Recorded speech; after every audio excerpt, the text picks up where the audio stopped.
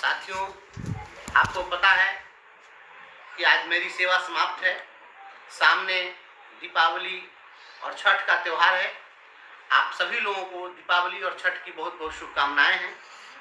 और एक आग्रह मैं करना चाहता हूं, आप जितने लोग सेवा में हैं, आप सभी लोगों को इंतजार है कि इस दीपावली के पहले हमें वेतन मिले, छठ के पहले हमें वेतन मिले।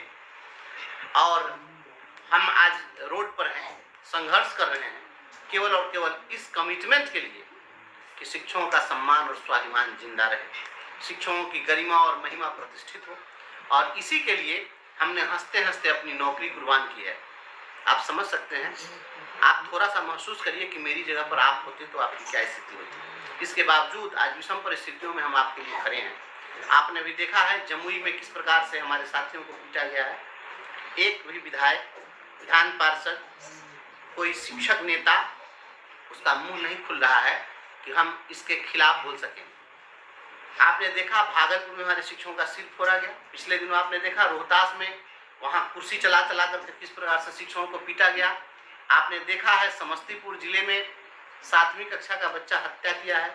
आपने देखा मुजफ्फरपुर के तुर्की में 9वीं कक्षा का बच्चा हत्या किया है। और इस विषम परिस्थिति में हम सभी लोग गुजर रहे हैं। तो क्या हम इंतजार करते रहें कि आज उनकी बारी है तो कल हमारी बारी होगी, परसों उनकी बारी होगी? क्या हम इसी का इंतजार करते रहें? या शिक्षकों के लिए संक्रमण काल है और इसी संक्रमण काल से उबारने के लिए हमारा संकल्प है कि हम इस बार सभी शिक्षक मिलकर तिरहुत स्नातक निर्वाचन क्षेत्र का चुनाव जीतेंगे और संवैधानिक पद को प्राप्त करके इस सरकार से आंख में आंख डालकर सवाल खड़ा करेंगे। और जहां शिक्षकों के लिए कहीं भी विषम परिस्थिति आएगी, उस परिस्थिति से निपटने के लिए हम वहां पहुंचेंगे।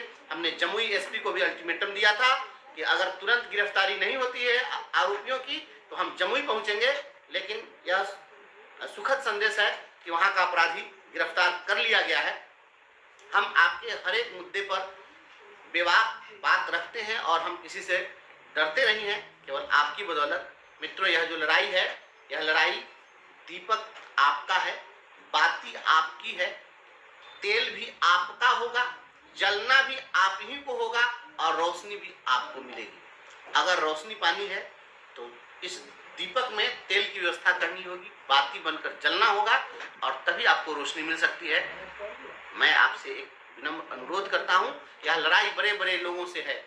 इस चुनाव के मैदान में एक से एक बड़े बड़े धुरंधर राजनेता खड़े हो गए हैं, एक से एक पूंजीपति खड़े हैं। हालांकि कभी कोई कुछ बोलते नहीं है, इनके मुंह से बोली नहीं निकलने वाली है समाज के लिए। संघर्ष कभी इन्होंने किया नहीं है। एयर कंडीशन में जन्मे हैं, एयर कंडीशन में ही मरेंगे, ये संघर्ष नहीं समझ सकते हैं। हम आपके बीच के हैं, आपके हर एक दुख दर्द को समझते हैं, इसलिए हम चुनाव को लड़ रहे हैं और आप ही की ताकत से लड़ रहे हैं। आपकी पूंजी है, आप ही की दी हुई पहचान है। मेरा अपना व्यक्तिगत कुछ नहीं है। मैं किसी विधायक, मंत्री, सांसद का बेटा नहीं हूँ। मैं जो कुछ भी हूँ आपकी बदौलत हूँ। आप नहीं है तो हम नहीं हैं। सभी शिक्षकों की वजह से हमें पहचान मिली है। इसलिए इस लड़ाई में आप सभी से मैं साथ और सहयोग की अपील करता हूँ। हमने हंसते हंसते समाज के लिए अपनी नौकरी कुर्बान की है। आपको थोड़ा थोड़ा सहयोग करना है। सभी जगह हमारे साथी लोग आपसे आर्थिक सहयोग के लिए पहुंचेंगे।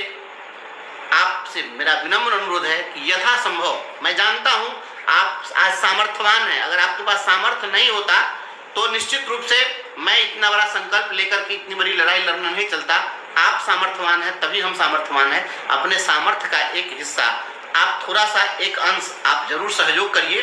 कोशिश करिए कम से कम एक दिन का वेतन आप इस लड़ाई में दीजिए। आप वह नहीं दे सकते हैं तो आप जो कुछ भी सहयोग करिए, लेकिन आप संघर्ष के सम्मान में एक सम्मानजनक सहयोग जरूर करिए।